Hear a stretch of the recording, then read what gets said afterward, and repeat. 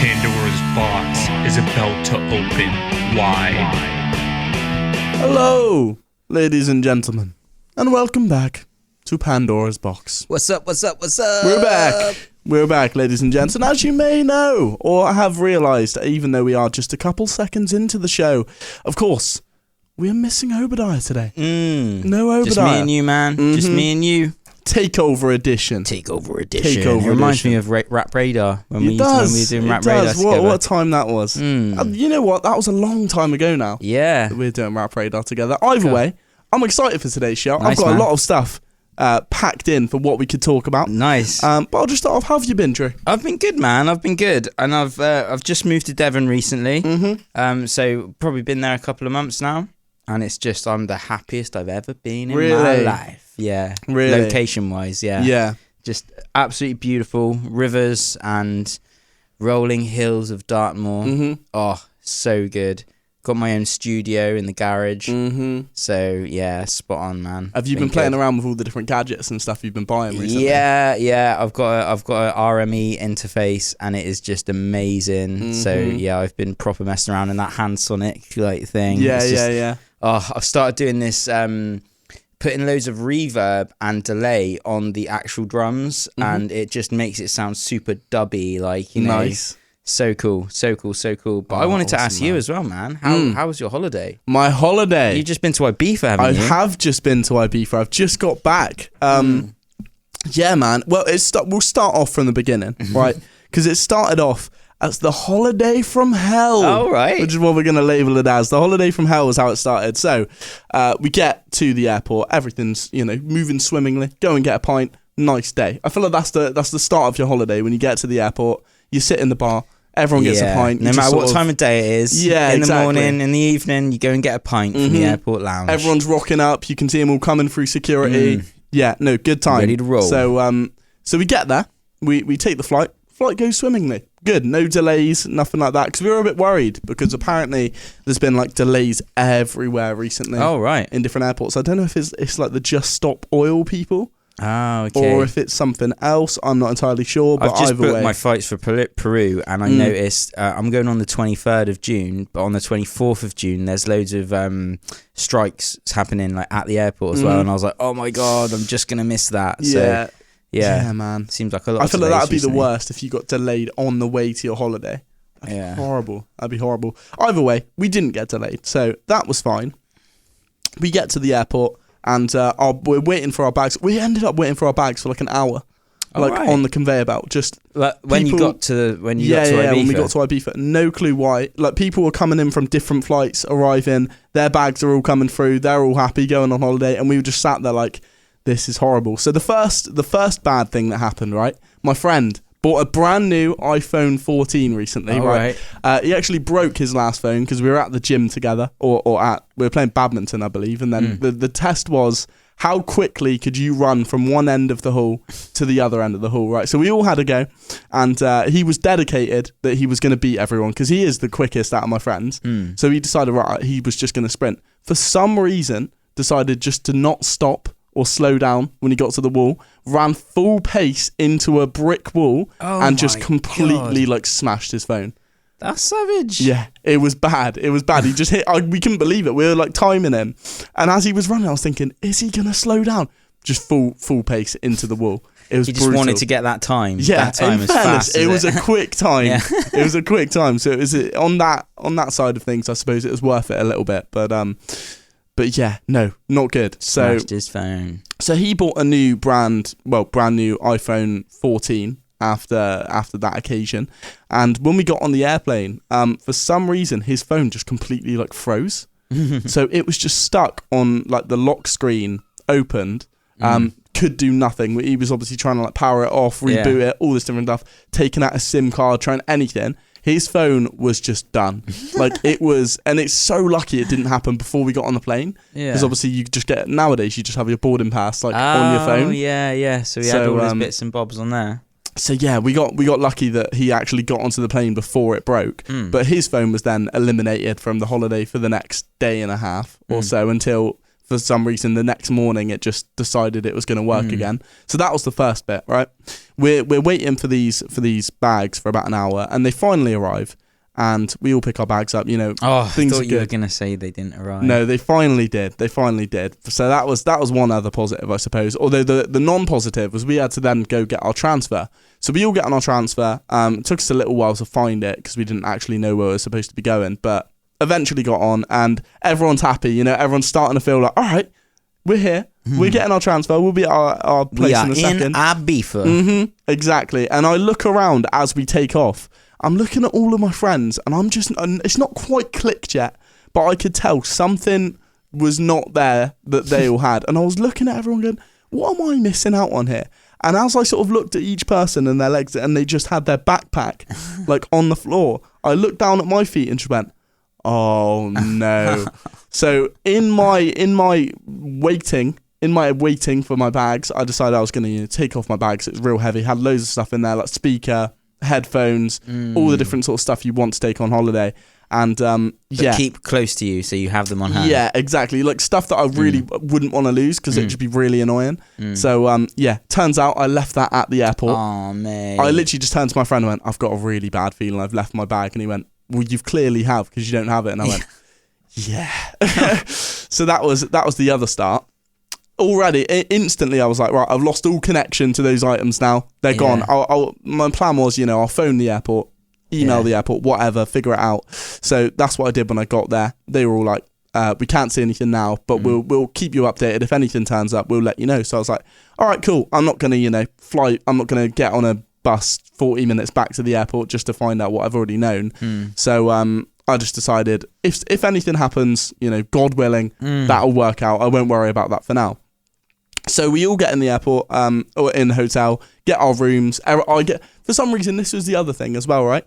We all paid for the same sized room, same thing, and everyone except me got upgraded. So they all got like this nice balcony, double bed, big room. What? And I walked in mine. I was like, right. I was seeing people put their hotel rooms in the chat, and I was like, all right, cool. It's better than we thought it was going to be.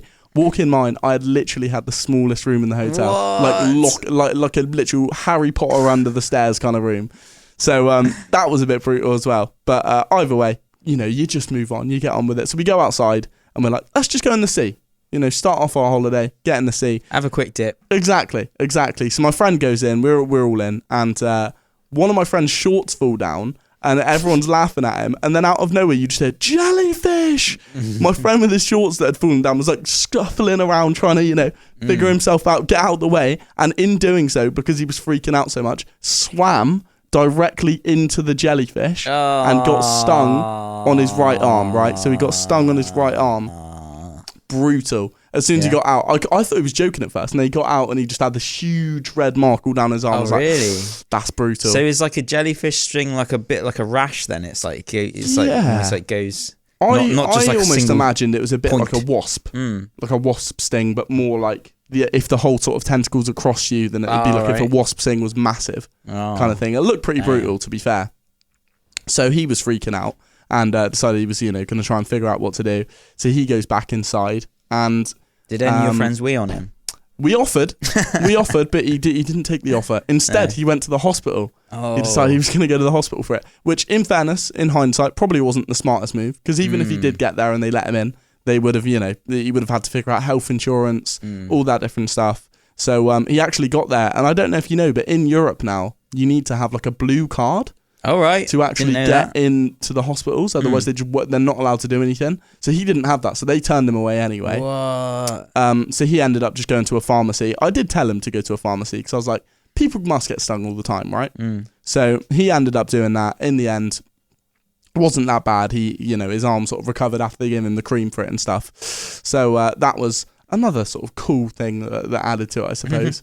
But yeah, that was just, all this happened within, I reckon, about an hour of being there, and we were just sat around going, "Oh my god, yeah, what is going on?" I couldn't believe how bad of a start it got off to. My friend's watch got stolen, from his room. Oh my god, so one of the cleaners brutal. Or something. Yeah. Whoa. Yeah, so that was pretty brutal. And then one of my friends had to go home as well. What? Yeah, so it was just overall there was just a couple of things that were this is a bit mental. But to be fair, after that first day, things started looking up. Yeah. You know, we went out that night. It was actually a really good night. Went out to down the strip, into all these different places. And yeah, that ended up actually being one of the best nights of the holiday, I would say. But the next day, my friend's phone started working. I received an email from the hotel. The email said, "Oh, we regret to inform you nothing has arrived for your bag." And then I got one about 2 minutes later saying, "Oh, we found your bag." And I was like, all right, nice. So that was my next morning's task, to go to the airport and get that. So that was all, you know, you went good. and got it, like, you actually, yeah. rather than wait until going back to the airport at the end, I just thought, you know, I feel like getting a speaker, getting a headphones. I had some alcohol in there as well. Were those Sony headphones? Yeah, man. You want those with you all Yeah, I want them on my head 100% of the time. So I was like, yeah, I'm definitely going back. It wasn't even that bad. I actually quite like getting on, like, I just went and got the bus really early in the morning, and it was like... Bit of a mission? Yeah, a bit of a mission. Bit of an adventure. I actually quite like exploring a little bit when I go on holiday. So did you guys, like, explore, like, much when you were there, or was it mostly just going out to the clubs and stuff? To be fair, it was mostly in the daytime. We got all-inclusive. Oh, yeah? Right, so it what was mostly... Food like? Was it a bit...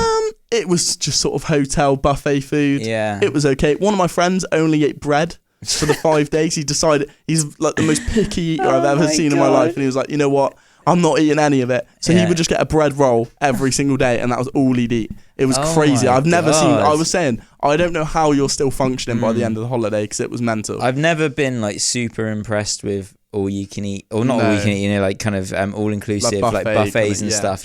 I think you have to go to, like, a proper like 5-star hotel to get some, like, you know, quality food. Yeah.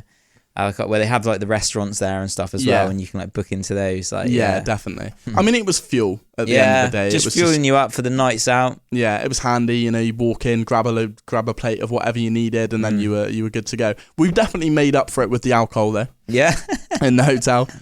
Yeah, we were drinking apple schnapps, which essentially is just apple sours, as just shots, and then we ended up just getting, like, loads of bottles given to us by the staff, because we just ended up keep going up, and then in the end they were like, we'll just give you the bottles. Yeah. So that was quite cool.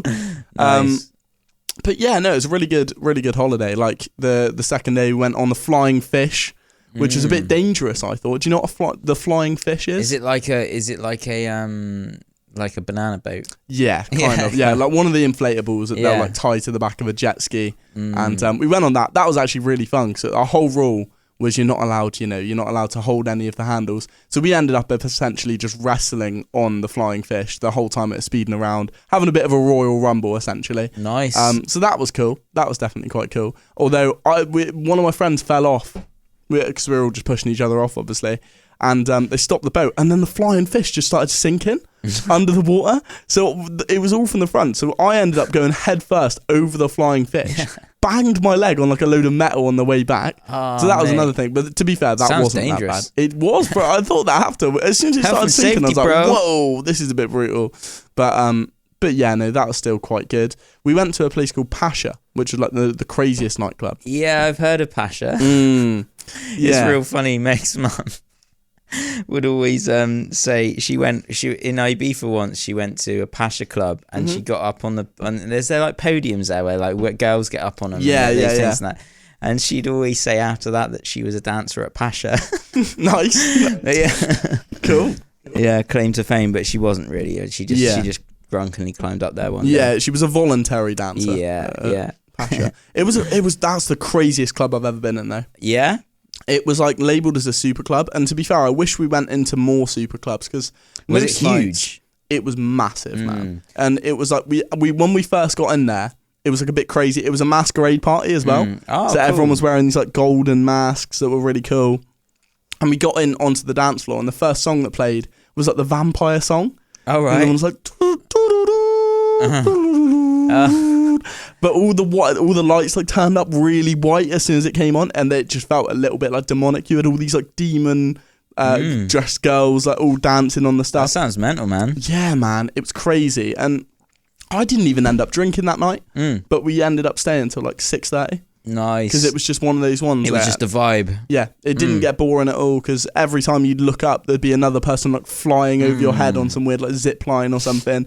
And it's nice to know there's like clubs like that, like, you know, just where loads of crazy stuff, and it is more like a party rather than just everyone getting completely wasted and doing stupid dancing. Do you know what I mean? There's probably a lot of that going on as well. Yeah. But like, you know, I like the idea of like a masquerade ball or something. Yeah, cool to go to. It definitely felt like you were at some weird like highest of the high, like first class kind of place where it was just all people getting down to some weird stuff. Like you walk into Bohemian Grove or something like that, you know? So, that was really cool. I really enjoyed that. It was quite funny. We were looking at, because as soon as we got back, you know, when you get the holiday blues after a holiday and instantly you're just thinking, right, where do I go next? So I was speaking to some of my friends when I got back and we searched up like the best clubs and stuff to go out on in nights out. And like all of the top ones were just like Ibiza.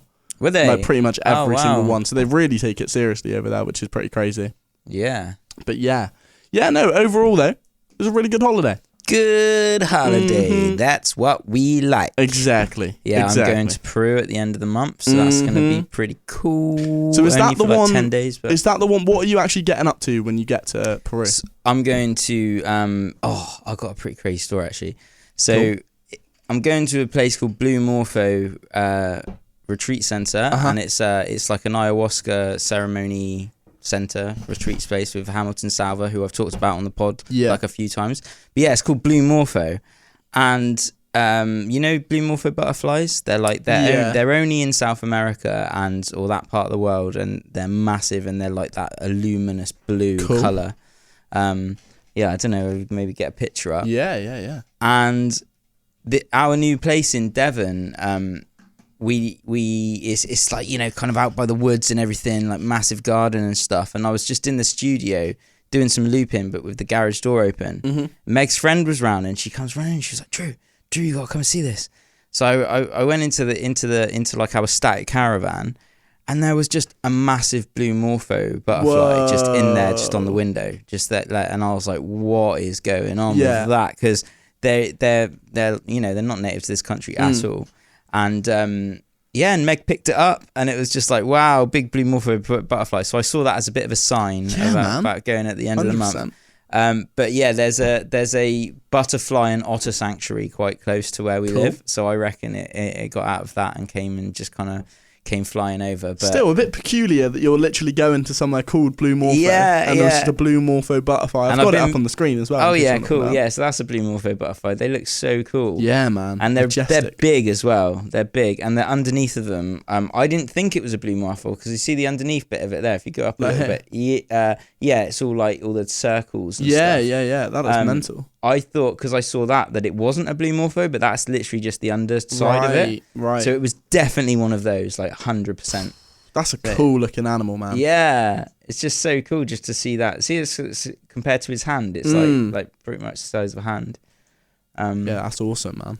So yeah, I saw that as a bit of a sign of like, yeah, you go on. It's gonna be good. It's gonna be cool. But yeah, I'm pretty freaking out about it as well. Really? I've been drinking a lot like recently and stuff as well, and it's better to like have a bit of a cleanse and get your diet sorted before you go and take part in like the ayahuasca ceremonies and stuff. So I'm a bit like, am I gonna get my ass kicked? You know? But I reckon it'll be good. It's a good sign. How long do you reckon it would take to actually flush all of that out? And well, I got all of the the emails saying about preparing and that, and it says with alcohol it says like 7 days before, like don't drink anything, so that's all right. So yeah, I had a few drinks last night. Chris Red Jam, shout out the alternative music show. AW Radio. Yeah, on AW Radio. So we was listening to his show last night, had a few beers, and I said to myself, that's going to be my last beers I have before the retreat now. So hopefully it'll be all right. Cool, man. I'm so excited to hear what it's like when you've been there, because you've been Peru before, haven't you? Yeah, I've been to Peru before. It was really cool. Last time I went on like there was this thing called Peru Hop, and it's really cool. If anyone's in Peru and they want to see everything, I would recommend Peru Hop. Literally just coaches, and they have this run going from like Lima all the way to Cusco. So it's like down the coast around some mountains, and then you're up in like the mountains in the Andes in Cusco. And each place it stops, you know that you can get, I think it's like 2 coaches a day that just always run through it. And once you've got this Peru hop ticket, you can stay in any part for as long as you want. Whoa. And just keep, as long as you go at the right time and book on the one for the next day or whatever, then you can just keep hopping on and off the coaches. And it's really cool. They do like excursions wherever you're going, but it's not too expensive. And there's always like people on the coach that are like guiding it or whatever, and they're like really friendly, and stuff, and kind of help you out on that. So that was a really cool experience. So I was just kind of doing that when I was in Peru last time. It ended up in a little town called Pisac in Sacred Valley, like right at the end of the holiday. And that was beautiful, man. That was like mountains and stuff. And yeah, man, I've just got up some photos of Peru. Yeah. Just to even, like, that was get a look Rainbow of. Mountain. I went to Rainbow Mountain. Man, that looks mental. So yeah, that was like covered in snow when I went. Whoa. So like half the mountain was covered in snow, and half the mountain was just, you could see all those colours and everything. And there's obviously Machu Picchu, and I didn't actually go up on Machu Picchu though. All right. Because I thought there was too many. It was quite expensive, and there's loads of people and Bit stuff. touristy.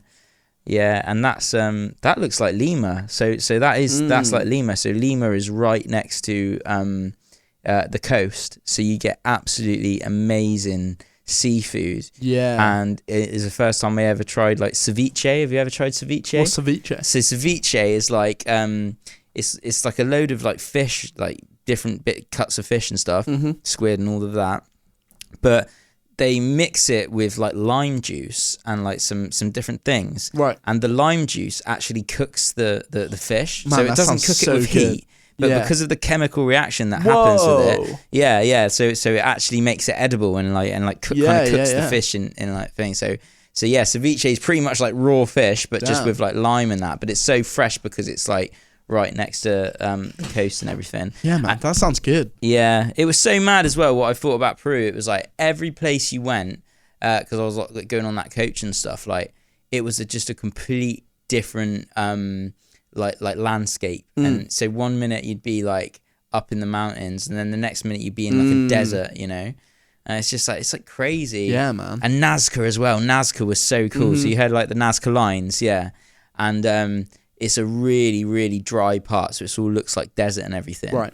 But I learned about like the aqueducts and the waterways. So the aqueducts were like these natural, following the natural streams and rivers underwater. Right. And that would give fresh water to the whole of Nazca. Whoa. So these ancient thousands of years, like they'd kind of built these aqueducts around the underwater rivers, and they knew kind of where they came out and stuff like that. So that's what still takes the water to like Nazca City and that now. That's crazy. And it's mad to think of what they knew back then, of just how to like work with the earth and the natural streams and that to get their water supply. How long ago do you reckon that was built? Nazca, I think all the aqueducts and stuff. I think it's thousands of years. That's like crazy. A couple of thousand years or something. That's what they were saying when we were there. Yeah, and that's where I saw like the bones in that as well. I think we got a picture up of it before, but like the Nazca tombs. So there was some pyramids and stuff there that are like only partially excavated, and tomb robbers would excavate the tombs and just leave the bones and the hair and everything.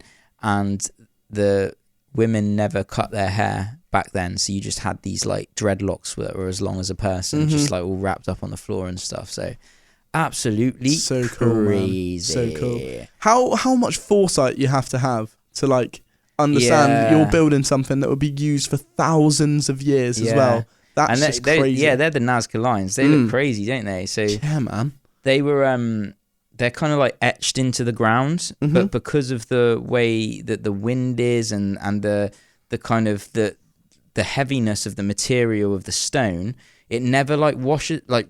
It never like the wind never affects them, so they've just been there for thousands of years as well.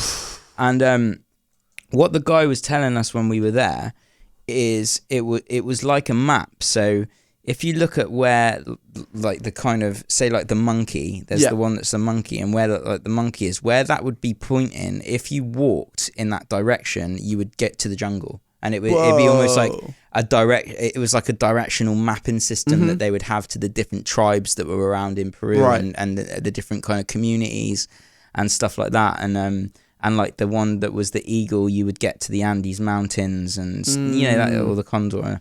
Yeah, man. So yeah, it's interesting. So cool. And there's one that looks like a little spaceman or something. Oh yeah. And they said that represents shaman. It looks like a little alien spacey man. That's awesome, man. That's so cool. But yeah, crazy. Nice. Yeah, we can have ideas about where they're from, but we just never know. No one knows. Like, that's 100%, mental. You know? That's so crazy. So crazy. Should we switch it up and speak about something a little bit newer now as well? Because I know you like your gadgets and stuff. Oh, I love a good gadget. And I saw about this the other day. I don't know if you've seen much about it, but the new Apple Vision Pro. Oh man, I looked at that. I think it was a couple nights ago, like not last night, the night before, and I think it was when it had just come out. I'm on like Beardy Man's Discord, right? And Beardy Man is so cool, right? He's just insane looper. Have you seen any of his stuff? Don't think I'll have to show you at some point, man. He's got like 4 iPads, and he has completely mapped his iPads to be controllers for like a thing called Ableton on his computer, which is like a DAW, like a workstation, like Cubase or something, like to do music stuff on. And he just has a mic going into it and completely controls like all of his sounds like through his mouth and through touching all of the iPads, and he does complete production, improvised production, like on the fly, and does all these crazy drum and bass and all that stuff. But yeah, I was on his Discord, and there's a load of techie people in there because it's all about coding and everything. And yeah, I saw this video come up about these goggles, and I was just like, so I watched the video, and it looks mental, doesn't it? It looks full on Black Mirror, full on Ready Player One is what it reminded me as well. Welcome to the era of spatial computing. The idea that you could live in, even if you were just living in like a 1-person flat or something, right? A horrible little flat or something, run down, you could just chuck on these glasses and be anywhere you want. Totally immersed. It's mental, isn't it? I like the ideas of being able to, because you can just you can like stretch out the screen to be as big, so you can make it look like 100 feet wide. Yeah, and you can still kind of see your room and everything, but you could also change it to make it like you are in like a cavern with like stars all around you. And do you see like the Headspace app kind of one that was like about meditation and stuff as well? Right. And I almost thought that looked a bit like it would be like an ayahuasca journey, because it was like they showed it, and it was just these like squares all like coming past you, and it'd be like rushing past your head. In with man. Then it's double strength. Yeah, that's crazy. Yeah, it looks mad though, doesn't it? I don't know. I'm wondering if it's going to be as good as it looks. I know what you mean. Do you know what I mean? Like when you put them on, how's it going to, because I do also think it is a massive just pair of goggles on your head. Yeah. And it feels like such a jump in technology from what we have now, doesn't it? Yeah, it seems like, it looks a bit like, quite like a cumbersome thing to wear, but you know, I know what, like, I've got those Sony headphones as well, and I really like how comfortable they are. I wear them for hours, so, you know. Because haven't they been saying that they've been working on this for like a very long time? I don't know. I don't know much about it. I just basically saw the video and thought, that looks pretty cool. Because it seemed one of the things that I thought, like as soon as I saw it, is there's not really any need then for stuff such as, for example, like a cinema. You're never really going to need a set. Like people will probably still go just out of loyalty to it, but you could just have a cinema in your room. You know, whatever size screen you want. Computers, you wouldn't really need computers if you've just got this crazy technology which you can just bend to your will. It's mental. It's mental. It is. It's like bringing holograms to life, isn't it? Yeah. Like, especially with the FaceTime calls and stuff like that. And you could just have a FaceTime call and the person would almost be like life-sized in front of you. How mental is that? That's fully Star Wars, the ultimate theatre, wherever you are. That's crazy. It is madness, man, isn't it? I was thinking about like would it like wiggle when you wiggle and that? But no, I don't think so. I think it's just completely stays exactly. Like, maybe knows which way your head's moving and that, and literally just will be like solid, you know, solid there. What seems even crazier is that this is only obviously like the first step. Yeah. Like think how with phones or gaming devices, all that different stuff. The first one is always like seems almost groundbreaking at the time, and it is, but how quickly it advances. And the technology that's in it at the moment, and how they've created the technology, and then all of this stuff that's happening with AI as well, and how it's helping people, coders and that, like write new code and come up with like, you know, figure out problems that we can't figure out with our own minds and stuff, like with the power of quantum computing, like and like that mixed with that as well is going to be like, where's it going to go next? Yeah, you know? Man. 100%. Yeah, I just because it. Whatever happened to those like Google glasses? Because weren't like Google like doing ones, and they were like these mini versions that they were like, you kind of had these like Google glasses, and they were like, you Google saw glasses something definitely was a thing. Yeah, it was, wasn't it? But I don't know. Like you say, we will no longer sell glass. Weird. Is that what it was? I wonder what happened to that. I assume that was it. It's a brand of smart glasses developed and sold by Google. Google Glass, that was it. Yeah. But it, obviously just never really took off. Yeah, but then so this Apple thing looks like it will be way better than that. And I feel like Apple would only release something like that if they knew it was going to be good and it was going to sell. You know what I mean? Yeah, I still can't get over just how big they are on your head. That looks quite annoying, doesn't it? Yeah, I don't think you'd want to wear them for very long. That's what I heard as well, that apparently the battery is only 2 hours. That they and the fact that the battery comes off and you got to have it in your pocket as well. Do you see that? Right. It comes off and it's like hanging from this big wire, and you've just got a fat battery on the end of it.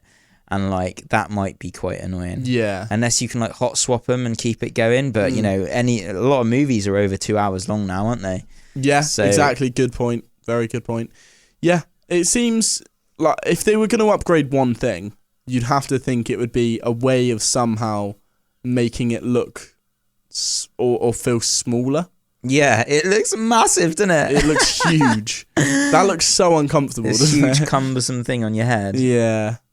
Yeah, power the external battery supports up to 2 hours of use. There we go. Yeah, which doesn't seem that. So unless you can hot swap it and keep it going, but put a new battery on, which I don't know how you would do, but like it, you know, you won't be able to watch any. No. And how long does it take to charge the battery? It's like 4 or 5 hours. Yeah, exactly. It did say that you can keep it just plugged in, but then I suppose. Oh, could you? But yeah, I suppose you just couldn't take it anywhere with you, which would be a bit annoying. But oh, I wouldn't mind having it plugged in the house. Yeah.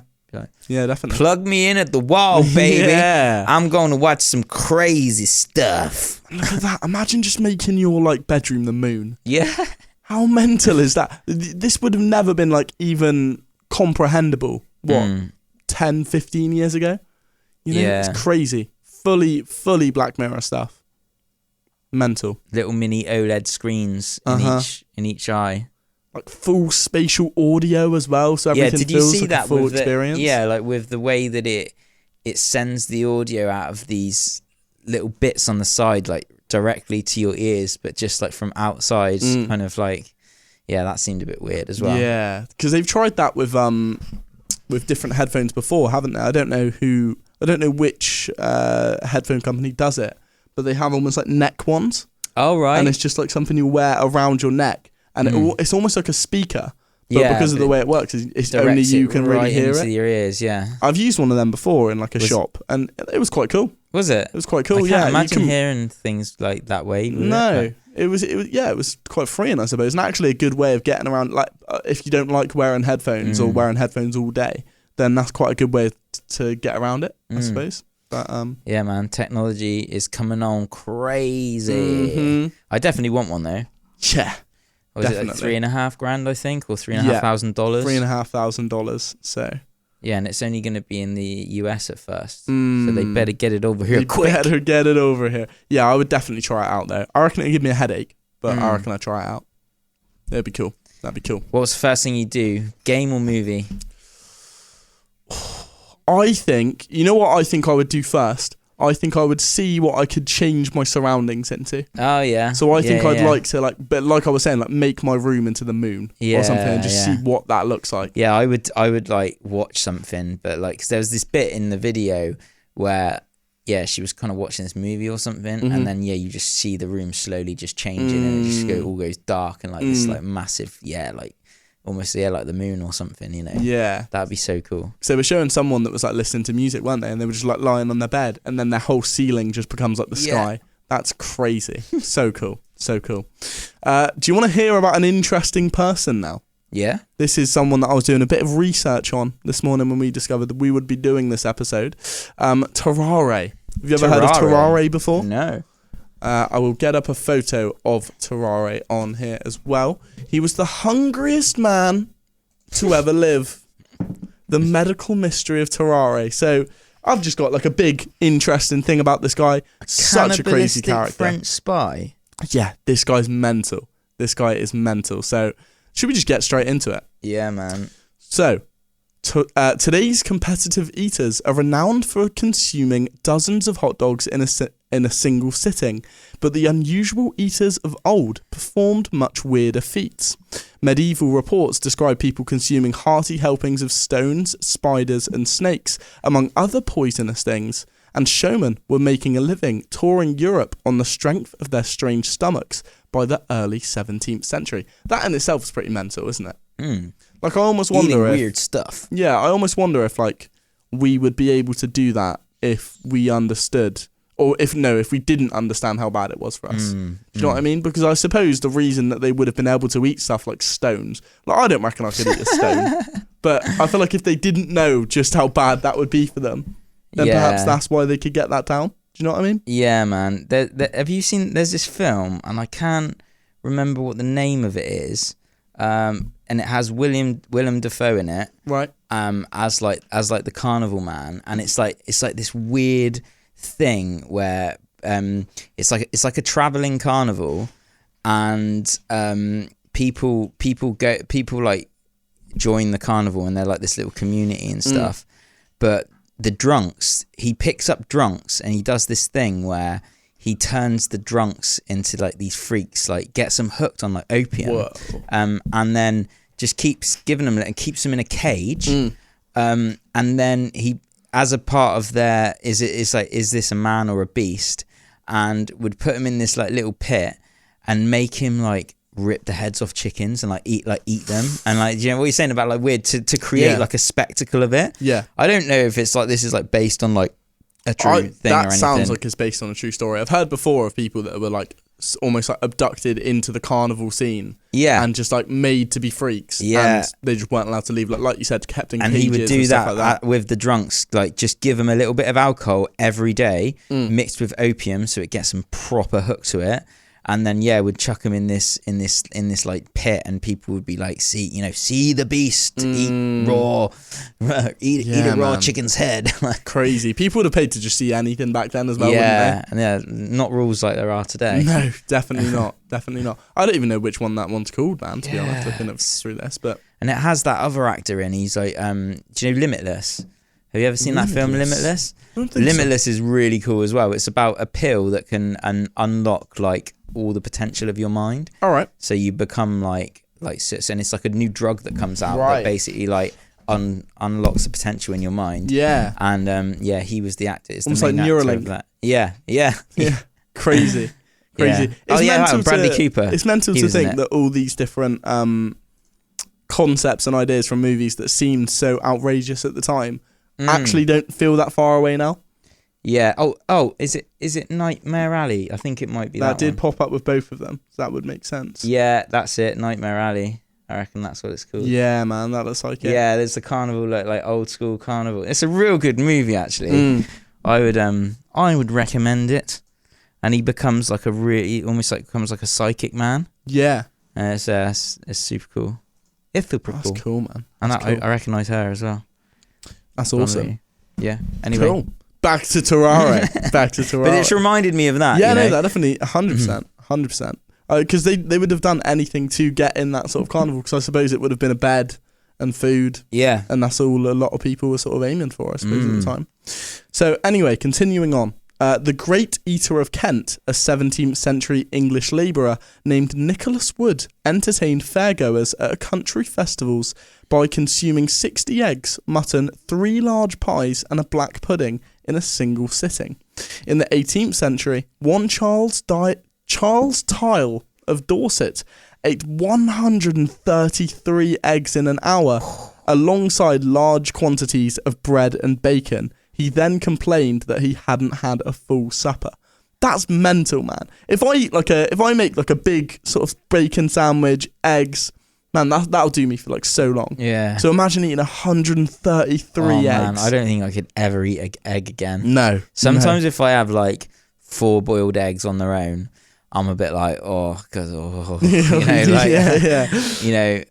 I wouldn't want to have another egg right now. But yeah, 100. That's no so way. crazy, isn't it? In 1792, according to a medical historian, Jan Bodensen, a French showman named M. de Four, ate a particularly Luciferian banquet in front of a packed house in Paris, including an hors d'oeuvre course of asps in hot oil, dishes of tortoise, bat, rat and mole, an entree of roast owl in a sauce of glowing brimstone, and a desert of toads adorned with flies, crickets, spiders and caterpillars. The Four then swallowed all of the candles on the table alongside a flaming glass of brandy and opened his mouth wide so that the audience could glimpse at the flickering flames inside his throat. Oh my God. That's crazy, isn't it? That is weird. Man, how do you even discover you can do that? Mate, some of these magician people like freak me out because I'm like, how is that even just? How is it sleight of hand? Yeah, like it seems it seems beyond like sleight of hand. David to Blaine. Me. Yeah, David Blaine and Dynamo. Dynamo. There's I keep seeing this other called like Rashid something, or like he comes up on Facebook quite a lot, but I'm not watched too much of his stuff. But yeah, Dynamo. I used to love watching those. Man. Those insane. Because he's like so skinny in that as well, and just like would like lift these like massive weights and stuff. Yeah, he's crazy. I remember seeing a real weird one where he was in Brazil doing some sort of thing, and he said that he got this like weird sort of anxiety, and then just like disappeared into like thin air. I was just gonna say that. Yeah, like where and he's walking through like a he might have done it a few times. The one that where I saw him do that was in like a shopping mall. Right, and he was just in, and all that was left on the floor is just his clothes. Yeah. No, that is the complete one that I saw. Dynamo disappears in HMV. We'll see if this is it.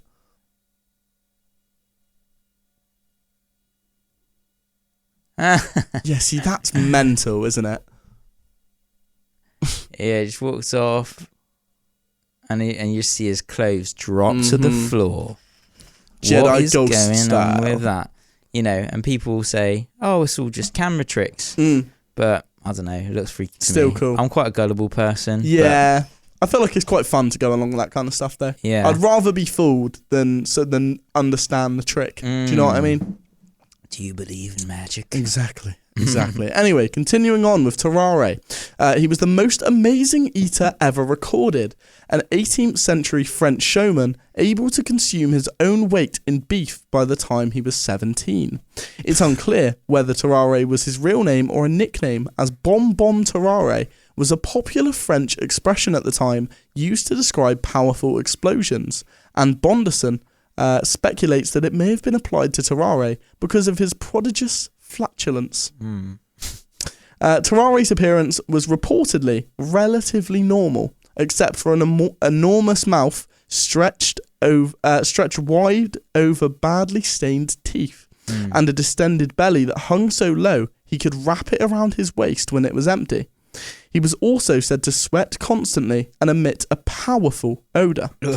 According to a report in the London Medical and Physical Journal, he often stank to such a degree that he could not be endured within the distance of 20 paces. Oh man, that's pretty crazy, so isn't savage. it? So he just had this, because I was thinking, how could he eat his own body weight? Like, how is it? Like, how would that How's even that work? even possible? With your stomach and that.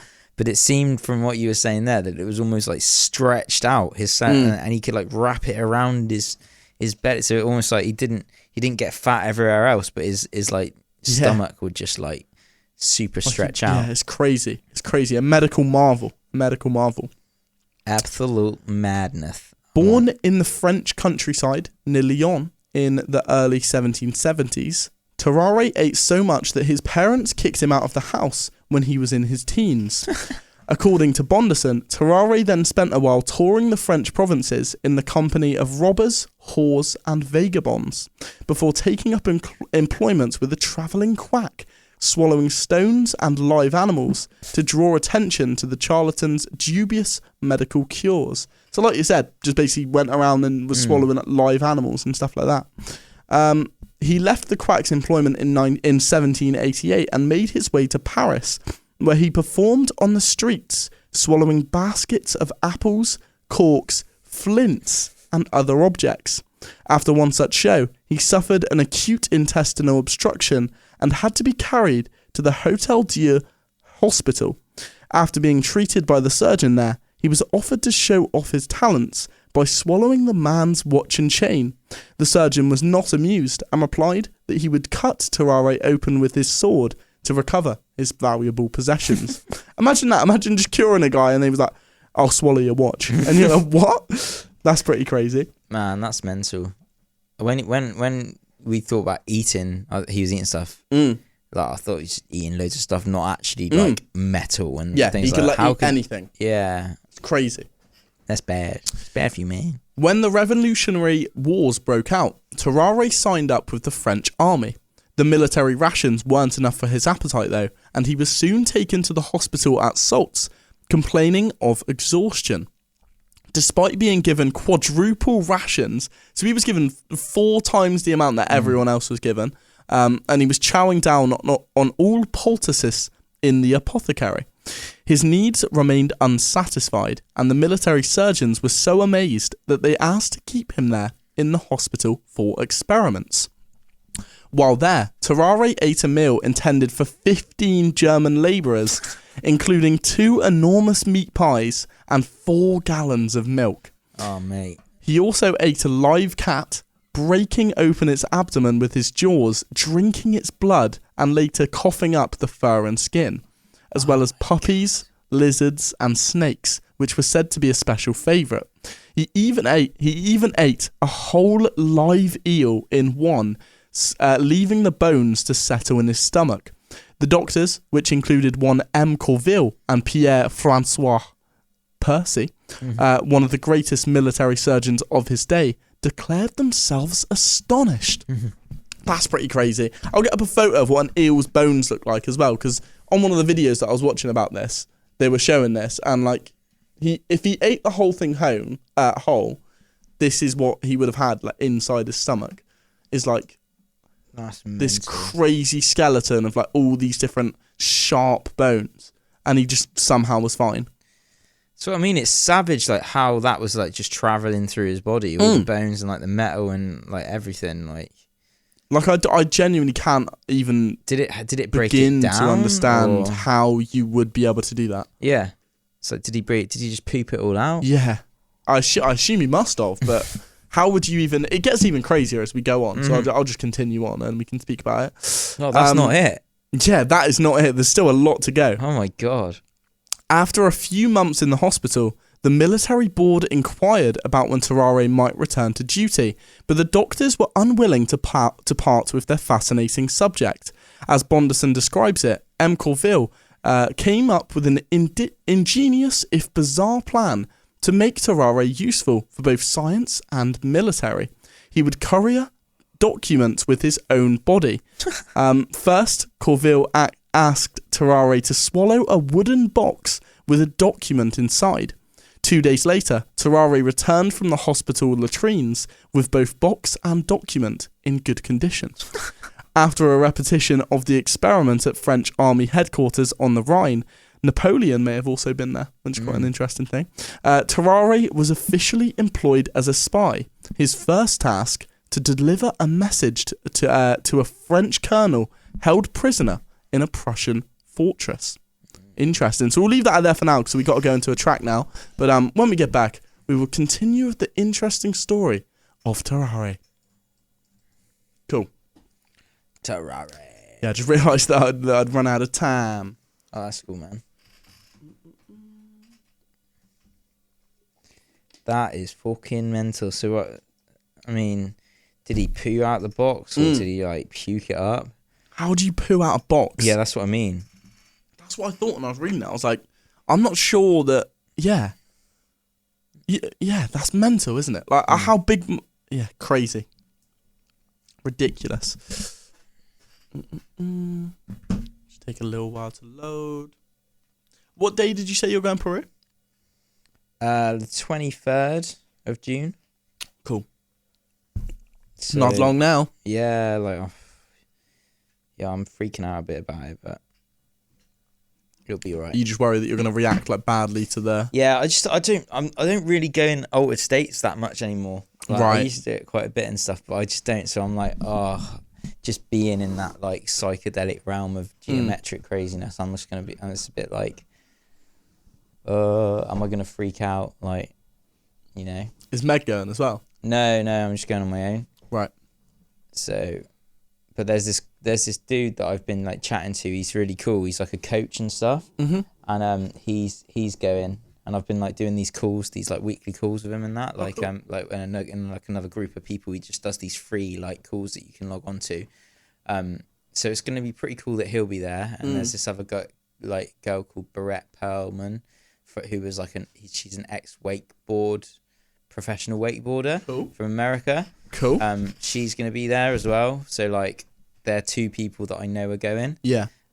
So it'll be cool to like connect with them and stuff. It's good to know that you've almost got. I feel like in a situation like that, it's good to know you've almost got people you can trust. Yeah. That seem like really nice and stuff. So hopefully it'll be cool. But oh god, man, yeah. There's a part of me just like I don't really want to go. Do you know what I mean? Like I just want to be like, just want to stay at home. But I paid for it all now and everything, and I bought my flight and stuff. So I'm just gonna do it. But if I freak out too bad, I'll just like miss, because there's 4 ceremonies, but I'll like miss one or something. And just take part, but like not having like a massively high dose and stuff. Yeah, man. So to see how it goes. I'm sure it'll be good. Did the guy say if there's anything you can sort of do to prepare? Yeah, be healthy and like stuff like that. But I've just been like drinking loads and that, so I think I'm just a bit like, probably shouldn't have done that.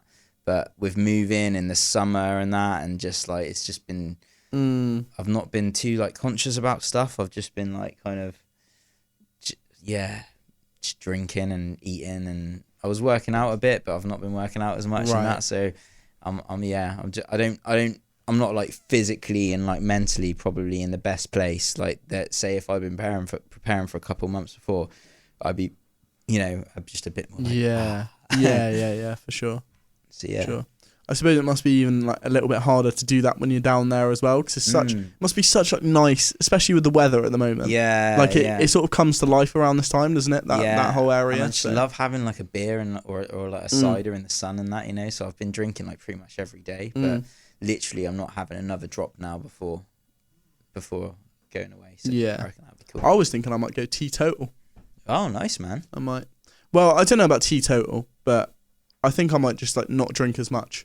So I just realised, make a bit of weed every now and again. Yeah, exactly. I just realised recently, like, I realised when I was in Ibiza, because we were like, some nights we'd drink, some nights we wouldn't, but the drinks were so expensive in the clubs. Like to get into a club, it was like €50. To get drinks in a club, like for one rum and coke, it would be like €20. Really? So it was just like I just didn't want to spend that when I was out. So we were just drinking beforehand, and then by the time we actually got to the clubs, didn't really feel that drunk anyway. But I actually preferred it so much more. Yeah. Like it was so much better just actually being with it a little bit and like being able to enjoy everyone's company without being slaughtered. It probably keeps people like a bit more level-headed in the clubs as well, if people are like not drinking as much because it's so expensive, unless they're like ballers and just like, which there definitely was a couple. Was there? You just saw people like buying like £500. Like Harrison said, he walked past the table and to buy like a bottle of like Grey Goose in a club, it was like £500. And he went past and said that there was like 8 of them and they just all had a bottle. Oh my god. Crazy. Grey Goose is that vodka? Yeah. Oh my god, it's not. Is that even that expensive generally? No. Buy it for like what, 25 quid? Oh my god. Mental. It's insane, isn't it? What people will do. But no, it was like we didn't witness one fight on a night out either. Oh, nice. So it just felt like really like, I don't know, just quite safe and cool. That's cool, man. Yeah, a bit more of a wholesome experience. Because that was one that I was real dreading. Yeah. In the same way that you were dreading in Peru, I was just like, I didn't really want to go. Mm. But it ended up being really good. So. Yeah, I think it will be with this one as well. Mm. I'm just a little bit scared. Yeah. Right, should we get back into it? Yeah, let's do it, man. I want to hear about this crazy dude. Cool.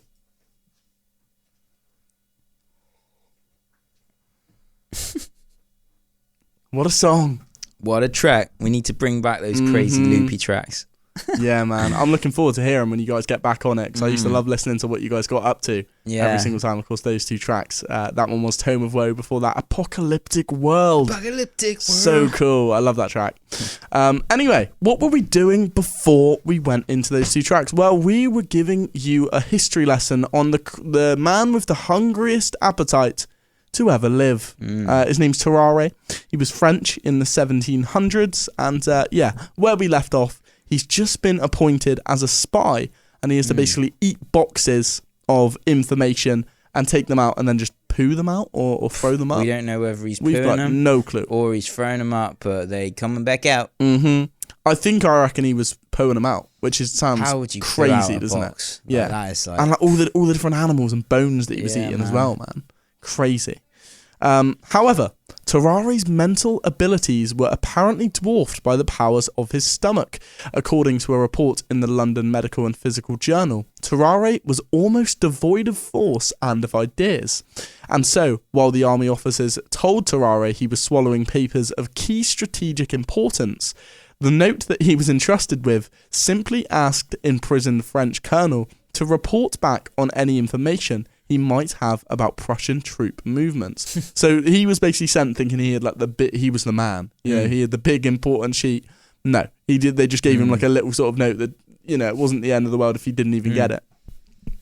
It turned out that the French officers were right to be concerned, as Tarrare was captured outside the city of Landau, and almost as soon as the mission began.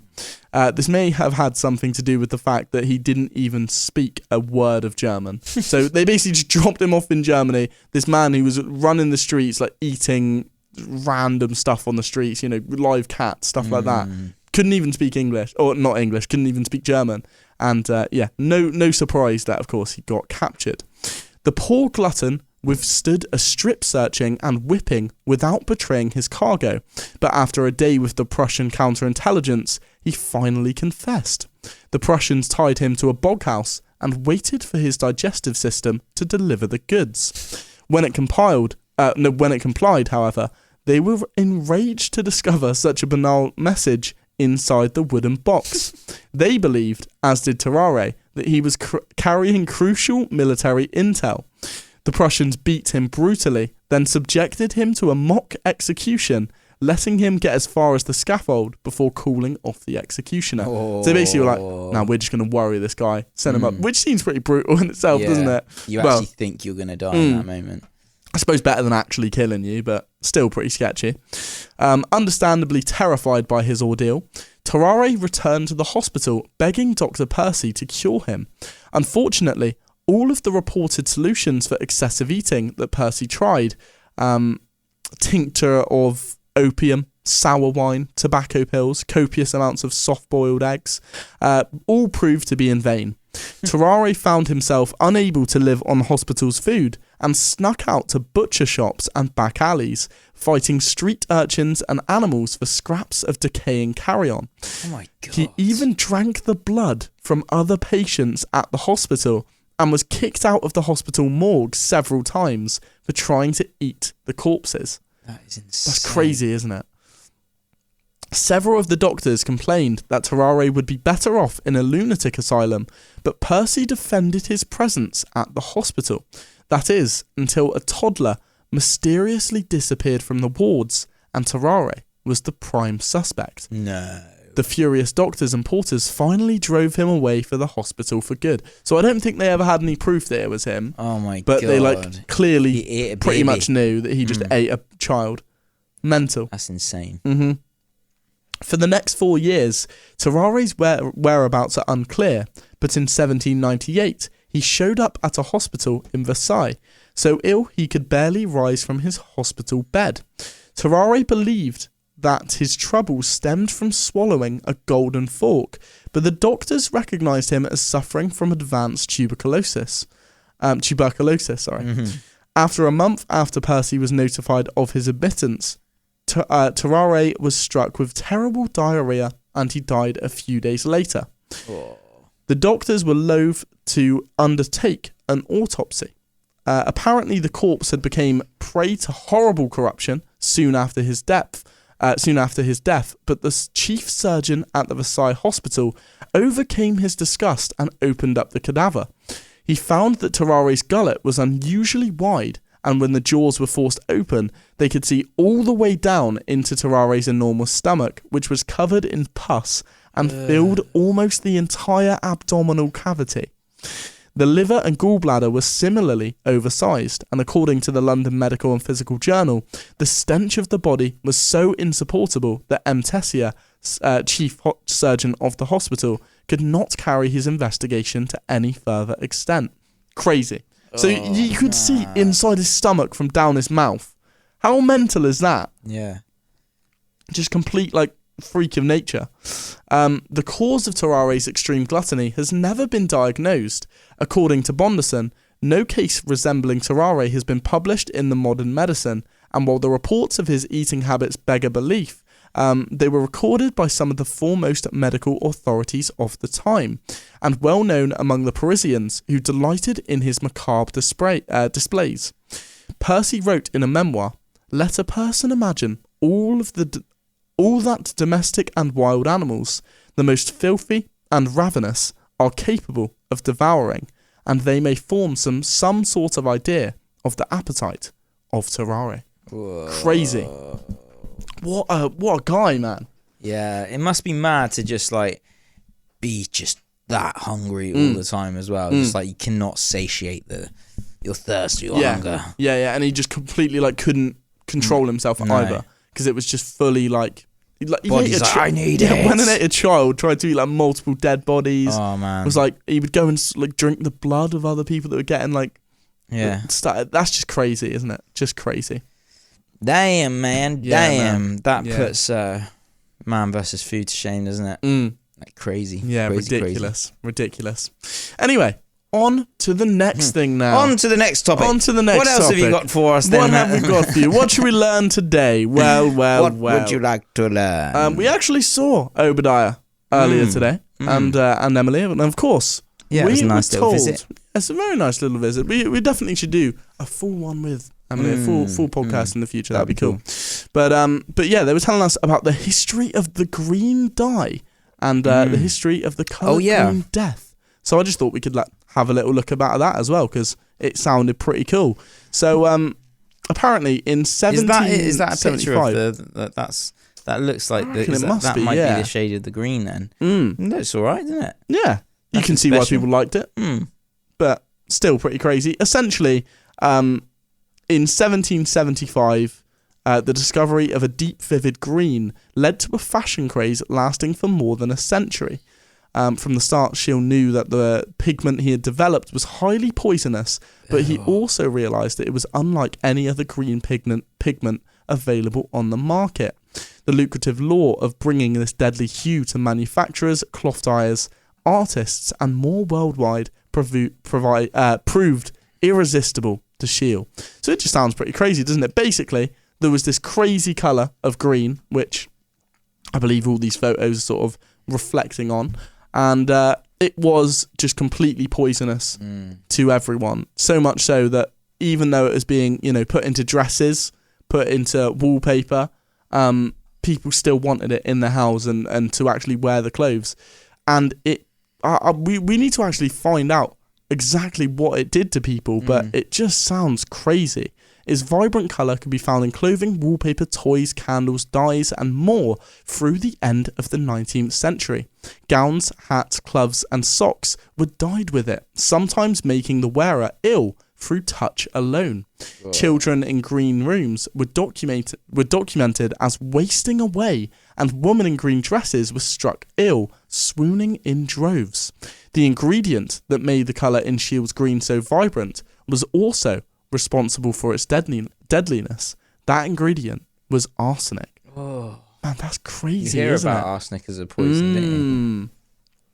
I think I reckon that'd be one of the worst ways to die, is like getting poisoned and just not really knowing what's happening to you, but you're just getting like worse and worse. What was that? Was it Calum that was saying about that woman who wrote a book about overcoming loneliness or something, or grief of losing someone, and it actually turned out that she had like poisoned her husband, and we got a picture up of it and everything, and it was like she'd just been like slowly poisoning him, and he even thought that it was happening and stuff, but then oh man, it's like savage, isn't it? The person you trust the most. Yeah, I think that is one of the scariest things, is like deteriorating but not knowing where you are, like when you're getting like when people get illnesses and like, or what it must be like with being like slowly poisoned as well. It's just like you're getting worse and worse and you don't know what it is in your own body or what's causing it.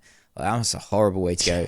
Give me a quick death, man. Not a slow. I 100% agree. Like, I think that's the worst way to go. It's just like a horrible slow death where you can't really fix it and you don't really know what's happening. Yeah. Horrible, man. Horrible. It's mad as well, like the things that were just in like products like throughout history that was just killing people, like mercury poisoning, lead poisoning. What's the other one in houses and that? And there's actually asbestos. Asbestos. Like literally put in every single house, like the amount of propaganda for like how good it was to stop fires and stuff. It was just like killing people. Murdering people, man. Crazy. Like even today, places just constantly have to get it like removed from their house, don't they? Because isn't it something where it's like fine if it's not touched? I think so. Once Yeah, it's like messed around with, it's just fibers and stuff on it. Like I don't know. I don't know much about it. I remember when I was working at Hinkley Point, we had like a asbestos like day. Right. Asbestos day. Asbestos day. And like they gave a presentation on it and that, but I've completely forgotten. Right. But I know it's bad. Yeah. Asbestos bad. Asbestos bad. That's all they told you on Asbestos Day. So a historic rumour had it that the vivid green wallpaper in Napoleon's bedroom on St. Helena Island, where the deposed ruler died in exile, showed traces of Shields green. So they reckon that that's what killed Napoleon. Whoa. That's pretty crazy as well. Tragically misunderstood. As the opening quote by William Morris highlights, the action of arsenic in the human body was not understood by many of the users and practitioners that made the colour so famous. Why?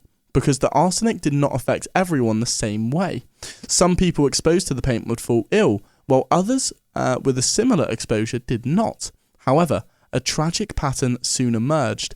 It was particularly lethal to those most vulnerable: children, the elderly, and the sickly. Yeah, man. That is a crazy, crazy fact. Death by arsenic. Death by green. Imagine that, man. Imagine that. I heard an interesting thing about colours this week as well. It was about I was watching a video on psychological experiments. Oh, okay. Right, and one of them was about if we don't have a word for a particular colour, can we see that colour? Right, and the idea was that they were in the past, multiple different people, like there was no word for the colour blue. Right, way back in the day for like certain tribes and stuff, there was just no word for the colour blue, and no one can really figure out why that actually is. But there was multiple different words for the colour green.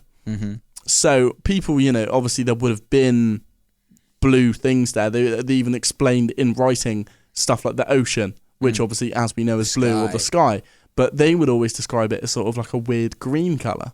So they tested this with a tribe in, I believe, Africa that didn't have any knowledge of the colour blue, but they had loads of green. So they showed them this colour wheel, right?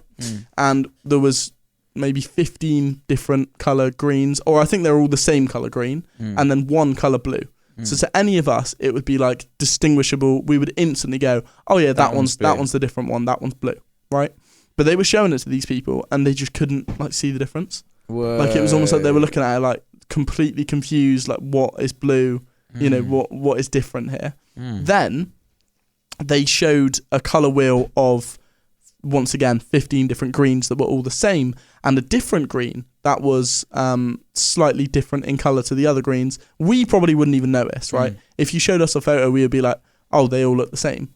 But because they have like 40 different words for green, they were instantly able to recognise the difference in the shade of green from the one that was like different to the rest of us so much quicker than we could, because they've like understand, you know, what that is. They just know that colour, you know, and that would have actually been something they understand, whereas they just didn't know what blue was. But that's quite mental, isn't it? Yeah. I find it really strange, like, your perceptions and colours and things like that. Like, me and you probably see colours in a different way and stuff as well. Like, or I notice it whenever I go out on a sunny day. I do this weird thing where I'll be like sitting there or lying there and look at, and like I can only notice it when it's a really, really, really sunny day.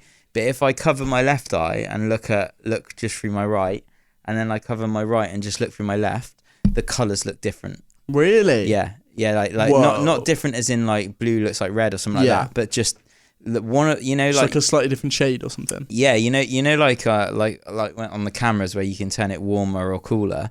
Like one of them is a lot cooler and one of them is a lot warmer.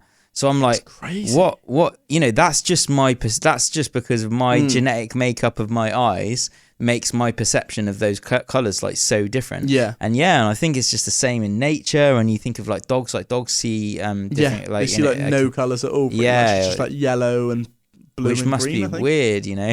But well, not for them, because that's just all they know.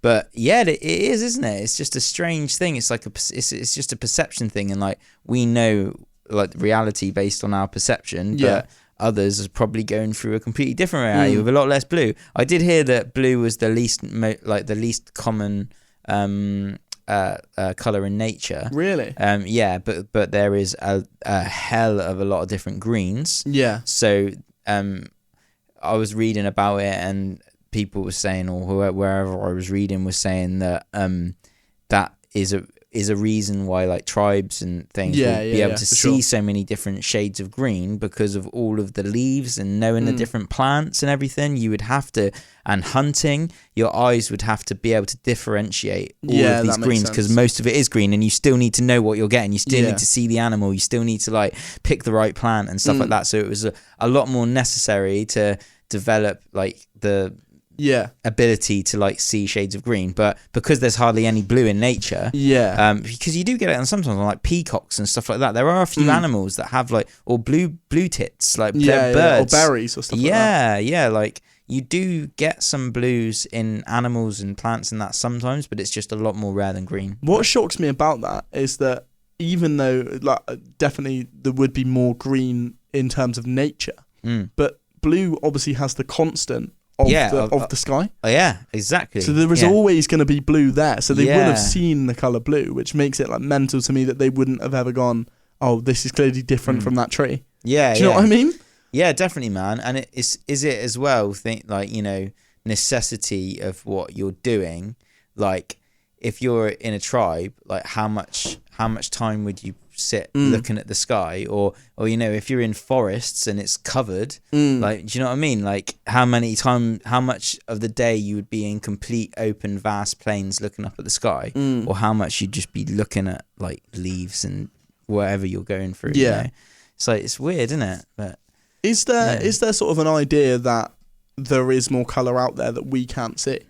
Yeah, I like that idea. Like when you said, like, because we haven't got haven't got a name for it or whatever. Like that, I find that hard to believe. Like, but I think it's more of a perception thing rather than like a naming of something. Yeah, for sure. Like, you know, if it like your eyes can see between this spectrum of light, so mixture of those waveforms of the color will give you different colors. You know, and it's on a spectrum of things. Because like it's like when you look on the wheels and it goes from like black to white or like red to yellow, whatever it is, and there's just every shade just kind of changing.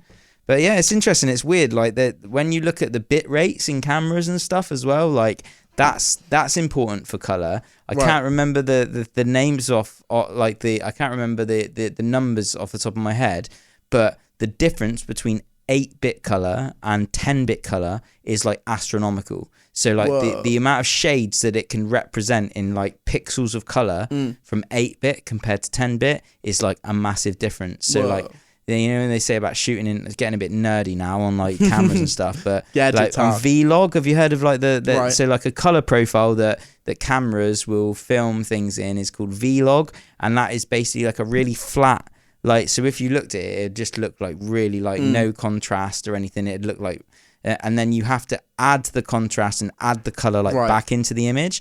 But if you film in that Vlog profile, it gives you the most ability in post editing to bring more colors out of it. But it records it flat, and then you bring the colors out. But you can't do that in 8-bit really, because if you do it in 8-bit, you'll have like patches on it and everything. When you bring the colors back in, and like faces, you have like patches of like brown that aren't actually like your face tone and stuff. But when it does it in 10-bit, it can produce like loads more of the colors. Really, so you crisp. So it's never really picking it up exactly how, I mean, like, if we could study the different colors that are in our skin pigment, do you know what I mean? Like every cell a little bit different, not all exactly the same, you know. How much can a camera like really, you know, and it's based on how much it can, how much digital like thing it can, So yeah, and like, and our eyes, like you said, the fact we can only see a certain amount of light frequencies. What else is actually out there that we can't see? And that's what's so interesting about dimensions and stuff. Like you think of different dimensions of like of life and waveforms and stuff. It's like we see like 0. whatever % of light frequencies, where our little human spectrum is like that compared to the vastness of it. So it's just like we're just not seeing stuff that's going on beyond that light spectrum. And I find it so cool or crazy that even if there was another colour out there outside of our vision, we would never ever be able to comprehend or find that colour. Like that just isn't something that can happen. You know, that's crazy, isn't it? Yeah, man, definitely. The colours of the universe. The colours of the universe. Do you want to hear about another crazy person now? Yeah. I've written down another story. Right, this man, Michael Malloy. That's quite a cool name, don't you think? Michael Malloy. Yeah. Michael Malloy. He was a former firefighter, remembered now by some as Iron Mike, or Rasputin of the Bronx. He was a homeless Irishman from Donegal who lived in New York City, County Donegal, during the 1920s and 30s. An Irishman. Should I get up a photo of him? An Irishman. Have a little look. Michael Malloy. The Bronx. Was the Bronx... the Bronx. in New York? Yeah, I think so. It's one of the... It's like Manhattan, the Bronx. I don't know what else there is. Soho, maybe? This is Michael Malloy. He don't look like an happy chap, does he? He does not. He's like a serious man. Serious man. It's different in that picture compared to that picture. What, this one? Yeah. Is that both Michael Malloy? Oh, maybe that's not him. Well, I think I know who those... I reckon that's Michael Malloy. Yes, I believe that is Michael Malloy. Right, so he is most famous for surviving a number of attempts, as many as 20 by some accounts, on his life by 5 acquaintances who were attempting to commit life insurance fraud. The events that led to Malloy's death began in 1933, and he was, at the time, alcoholic and homeless after falling on hard times. So, going through a really tough period of his life. 5 men who were acquainted with Malloy, Tony Marino, Joseph Red Murphy, Francis Pasqua, Hershey Green, and Daniel Kreisberg, later dubbed the Murder Trust by the headlines, plotted to take out 3 life insurance policies on Malloy and then get him to drink himself to death. So basically they were going to kill him and claim the life insurance for themselves. Mike looked like an easy mark. He was, wrote the Daily Mirror after the case, just part of the flotsam and jetsam in the swift current of underworld speakeasy life. Those no longer responsible derelicts who stumble through the last days of their lives in a continual haze of Bowery smoke. Why don't you take out insurance on Malloy? Pasqua asked Marino one day. According to another contemporary newspaper report, I can take care of the rest. Marino paused. Pasquale knew he'd pulled off such a scheme once before, as the prior year, Marino had befriended a homeless woman named Mabel Carson and convinced her to take out a $2,000 life insurance policy, naming him as the beneficiary. One frigid night, he force-fed her alcohol, stripped off her clothing, doused the sheets and mattress with ice water, and pushed the bed beneath an open window. The medical examiner listed the cause of death as bronchial pneumonia, and Marino collected the money without incident. That's savage. Yeah, so he thought he'd done it once before, and he figured that Mike Malloy, who looked about 60, and although he was a decade younger, he was in terrible shape, so he would just, go easy and it would be an easy job. So he nodded and motioned to Malloy. He looks all in. He ain't got much longer to go, and anyhow, this stuff's getting to him. They agreed to go ahead. They began backslapping Malloy and gave him free drinks.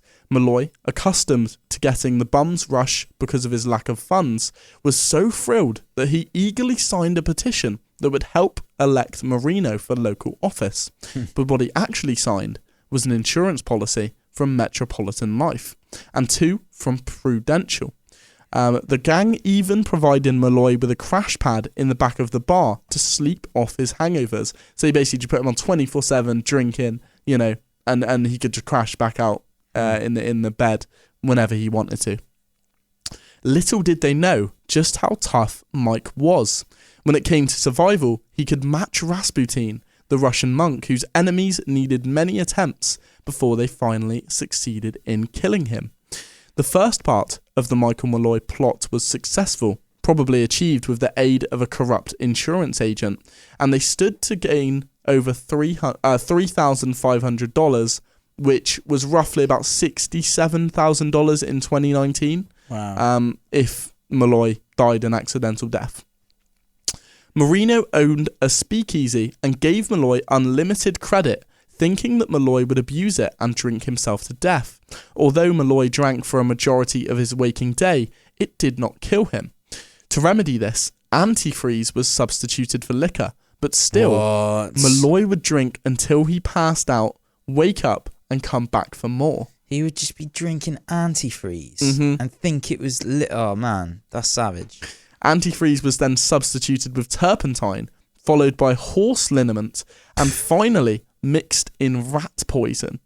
Still, Malloy lived. The group then tried raw oysters soaked in wood alcohol. So first they were giving him wood alcohol, which is obviously like what moonshine, I suppose, would have been made out of. Which, like, for a lot of people, like 2 shots of that would have been able to kill someone. He was just drinking it like it was normal, right? Crazy. So they were like, you know what? We're going to give him raw, expired oysters, may I add. Soak it in wood alcohol, which should, at the very least make you blind. And the idea apparently came from Pasquale, who saw a man die after eating oysters with whiskey. Then came a sandwich full of spoiled sardines mixed with poison and carpet tacks. So they were just giving him all this stuff, like tacks in the sandwich. He was just eating it, wood alcohol mixed with tacks? Pins. Oh, right. Oh, yeah, tacks. Yeah. Man. Like little needles and stuff. Crazy. Savage. When that failed, they decided that it was unlikely that anything Malloy ingested was going to kill him. So the murder trust decided to freeze him to death. On a night when the temperature reached minus 14 Fahrenheit or minus 26 degrees Celsius. Think how cold that is, man. Well below freezing. Well below freezing. Malloy drank until he passed out and was carried to a park, dumped in the snow, and had 5 gallons of water poured on his bare chest. Oh my God. Nevertheless, Malloy reappeared the following day for his drink. This guy was like superhuman. The next attempt on his life came when they hit him with a car. They bribed taxi driver Harry Green $150 to hit him, and the murder syndicate got him drunk and propped him up as Harry Green revved his taxi up. At the last second, they were able to jump aside and the car was supposed to knock him over. Malloy, although drunk, avoided the first 2 attempts to run him down, and on the 3rd attempt, according to Smithsonian Magazine, Green raced towards Malloy at 50 miles an hour. With every second, Malloy loomed larger through the windshield. 2 thuds, one loud and one soft. the body against the hood, and then dropping to the ground. For good measure, Green backed over Malloy.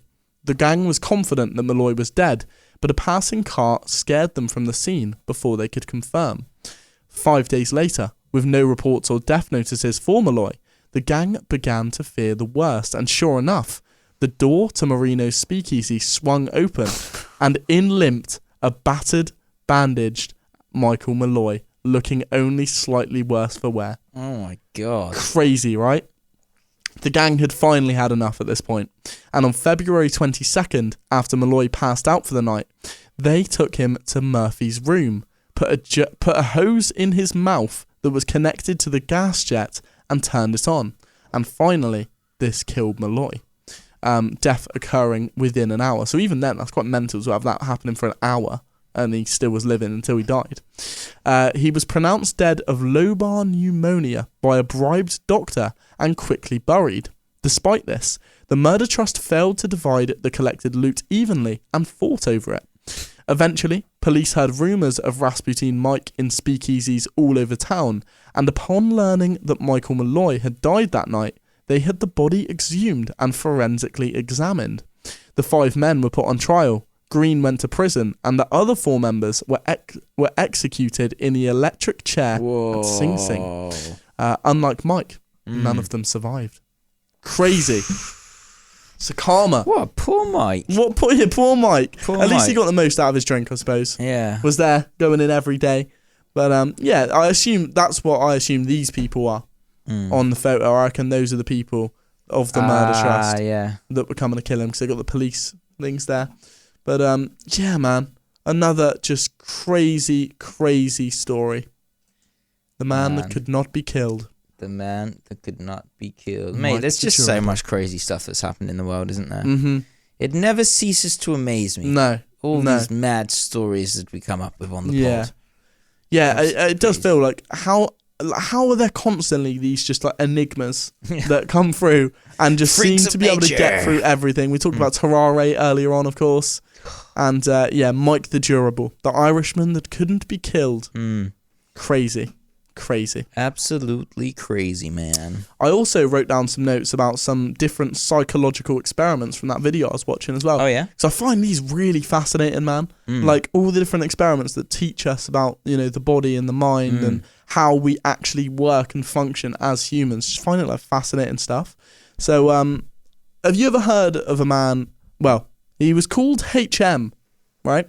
And he is probably the best known single patient in the history of neuroscience. His severe memory impairment, which resulted from experimental neurosurgery to control seizures which the man had been experiencing from the age of 7, was the subject of study for 5 decades until his death in December 2008. I'll see if I can grab up a photo of old HM. HM, there we go. Henry Molaison. What a man. What a man. So, work with HM established fundamental principles about how memory functions and are organised in the brain. When removing a large part of the brain to control these seizures, including both sides of the hippocampus, HM could still remember certain things such as his childhood, his name, his address and his family.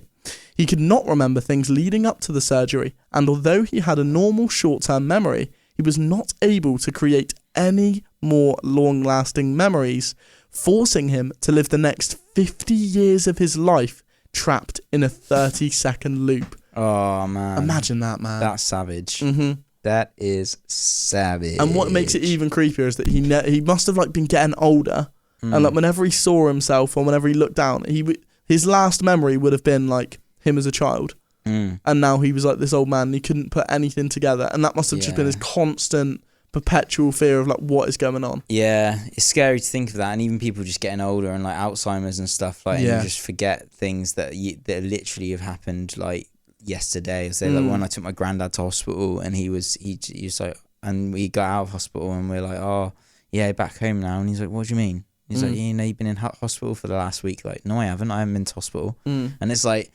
how do you not remember that, Absolutely crazy, the way that the mind works. And how you have no control over it. Don't they say it's almost like more horrible for the people sort of around people with that, because it's almost like what you don't know doesn't yeah, hurt you. Like ignorance is bliss. Yeah, kind of that's thing. it. Yeah. But yeah, I don't think it's not something you would want to happen to you ever, would you? You sort of almost live to make memories to look back on. But have I told you about a guy called Robert Monroe talking about like programs and things like and experiments, and he was like a broadcaster in like the 50s, and he started having like spontaneous like out of body experiences. All right. And so like astral projection and stuff. So like when you're like your spirit or your consciousness will go out of your body, and like lucid dreams, things like that. He started having them, thought he was going crazy. So would go to like the doctors and stuff, and they'd just be like thought he was crazy as well, basically. But he was actually having these like real experiences. And I saw this video of someone on YouTube the other day, and it was called the Gateway Program, and he was talking about that he did and the Gateway Program was apparently like a CIA or a government operation that happened that was like testing like remote viewing and like cognitive, like being able to like astral project and all of these like crazy things. But Robert Monroe was apparently like the leader of it. Like so he was actually working with the government. And there is actually a place in America now called like the Monroe Institute, and that where it's like one of the leading like places to study this kind of thing. Yeah. But it was just mad because I read his books and everything years ago, because I was like, finding it really interesting to think about doing astral projection and how cool it would be to actually do that. And then it's crazy that there must have been something in it with him, because he actually was working with the government, and they were talking about psychic abilities and stuff like that, and reading people's minds and all this crazy stuff. But he was an interesting fellow. So is that something that they claim you can learn? Yeah, and that was the point. So I've been interested in this guy for ages. Realized this thing about the Gateway Program. Saw this like video on YouTube of this guy saying about, for a year he'd been doing the kind of things from the Gateway Program, because you can now, because it's been declassified, you can now like listen to the meditations and stuff to help you like actually like recreate this within yourself and that as well. And he started doing stuff, and like it was freaking him out, so he stopped it. Like he would know what his like girlfriend was thinking about and that, and like just like say, like 30 minutes ago were you thinking about this random thing, and they say, and she'd be like, oh my god, and it, like freak him out and stuff, you know. So it's just like it's interesting thing, and we're talking about like the power of the mind and like these thought experiments and stuff like. That you can actually do certain things that could unlock those parts of your brain, and that I find it like really interesting. Yeah, that'd be crazy. Cool. But I want to look at it. I'm definitely going to look it up. Like like the Gateway Program. Becoming like a psychic, but to the point where you could literally understand what everyone's thinking. Yeah, that's crazy, man. I bet you can make like a crazy living off that as well. Yeah, if you somehow learnt that like skill. Yeah, it's a bit like that carnival film that we were talking about earlier. It's a big theme in that. That's awesome, man. That's so cool. I wish I could astral project, or just leave my body and sort of fly about, see what was going on. Yeah, me too, man. Find it so interesting. I'll dig out the books if I find them. You can borrow them and have a read, because it's interesting. It like tells you how to do it in there and stuff. But I was never able to do it. I'm sorry. I'll give it a go at some point, because that'd be cool. I'd love to learn. Yeah, that. Just imagining anywhere where you want to be and just being able to like be there straight away. It's like superpowers. But yeah, that's awesome. And like talking about like, you know, what we see in colours, and we only see a certain like aspect of it. Not aspect, do you know what I mean? Like it would be, you know, are these skills available to us as human beings? Is it something that could be unlocked in our brain's potential?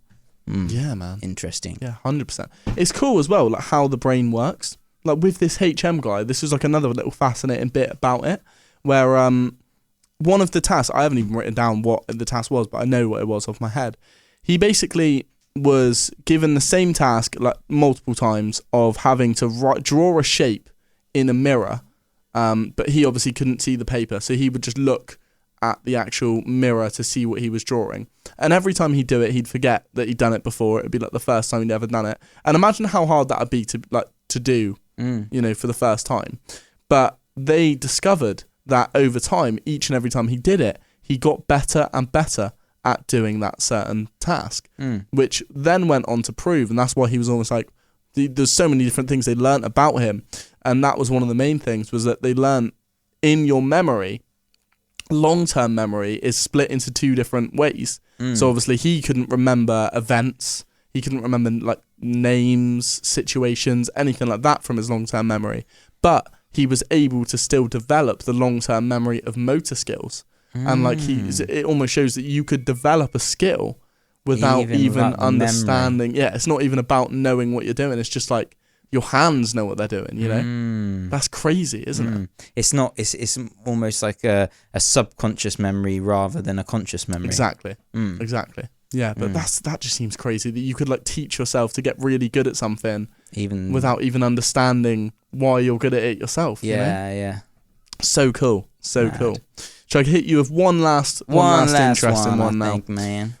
In 1951, Solomon Ash made a study with 6 to 8 people participating in the study, where only one person was actually the subject of it. From the subject's perspective, everyone else was being tested as well. They were all sat in a line with an obvious question presented to them for them to answer out loud. They were shown 3 lines and asked which one was the longest. For the first 2 questions, everyone answered correctly to build trust with the subject. But on the third question, everyone gave the same wrong answer. And Ash found that 75% of people would also conform and give the wrong answer to the question. And he asked them afterwards, he was like, why did you give the wrong answer? And they basically said they either didn't want to look different and they didn't want to be like ridiculed, or that they just genuinely believed they were wrong because everyone else was, saying that same thing. And I find conformity quite interesting in that sense. They also talked about like this elevator theory, elevator test they did, where when you go in an elevator, everyone just kind of faces the door, right? That's just like the natural thing. You go in, you face the door because you're walking out that way. But if you walked into an elevator and everyone was facing the wall, you would just face the wall. That's pretty crazy, isn't it? Like, just subconsciously, you would just be like, "All right, this is what everyone else is doing." So it is. It's that whole thing, tribal culture. Yeah, copy. We just copy each other all the time. You're a sheep, even if you don't know it. Yeah, subconscious sheep. Yeah, and I think that's why, that's why advertising and everything's so good, because marketing understands that that's how your subconscious human brain psychology works. So tap into that. Yeah, man. Feed that part. Buy our products. Playing people, literally playing people as instruments and just making them do what you want. Never be scared to turn around in an elevator where everyone is facing the other way. And on that note, this has been Pandora's Box. Thanks for joining us, ladies and gents. Thank you very much. Yeah, hopefully you've enjoyed today's episode. Hopefully it was interesting. Of course, Obadiah will be back with us next week. So, looking forward to that. But until then, we've got one last track for you. This one is The Tale of Jimmy O'Malley Part 2. Yeah. What a song, what a story. To stand vigil with the visceral cause. Have a good week, everyone. And we'll see you all in the next one.